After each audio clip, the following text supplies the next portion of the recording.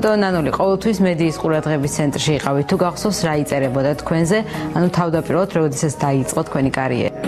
ყველაფერი კარგი იწერებოდა, ცუც დაწერდა ჩემგან. ჩემზე, მაგრამ საქმე რაშია, იცით, მე ცოტა ადრეული ასაკიდან მომიწია ეს, იცით, ფილმიდან გამომდინარე, როდესაც გადამიღეს ფილმში,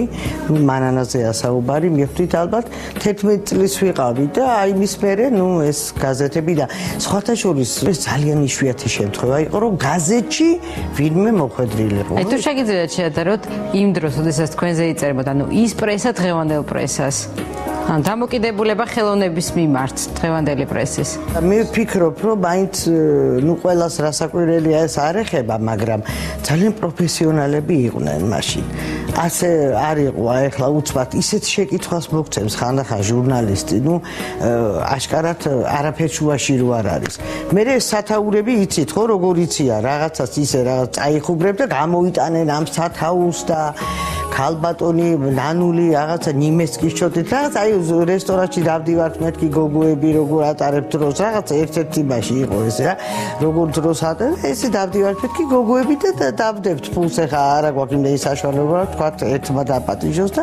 დავდებთ ფულს მეთქი ნანული სარაჯიშვილი დიდი ასოებით ნიმესკის ჩოდით დადის იმაში რესტორანში და სხვა მე ვფიქრობ რომ მაინც არ არის ისე მომზადებული ისე კარგად მახსოვს დაურეკეს გოგი ეგეჭკორს კაპრაზებული მოვიდა თეატრში ბრაზობ და გამირეკაო ჟურნალისტი ვარო თქვენთან ინტერვიუ მინდაო კი ბატონო ისო რა ქვია მოგცემთო სიამოვნებითო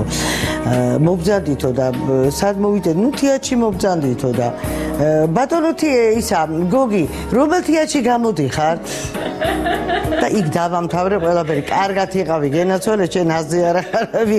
არც იცია რომელ თეატრში ხარ სადა ხარ ვინა ხარ ახარ უბრალოდ ეთყობა ეს პროგრამაა თუ რა არის დავალებაა რომ უნდა გააკეთოს ინტერვიუ მაგრამ არც იცია ვინ არის და ამიტომ ძალიან ბევრი ერიდება აი კონკრეტულად თქვენ თუ ერიდებით თქვა ჟურნალისტებს და იგივე ყვითელ პრესას მე ვერიდები ხოლმე კითხულობ რა არის თემა აუცილებლად ეს ეხლა ვისწავლე ჭუა სხვათა შორის ცოტა იმაში რომ შევედი ასაკში იმიტომ რომ ბევრჯერ ისეთ უხერხულ მდგომარეობაში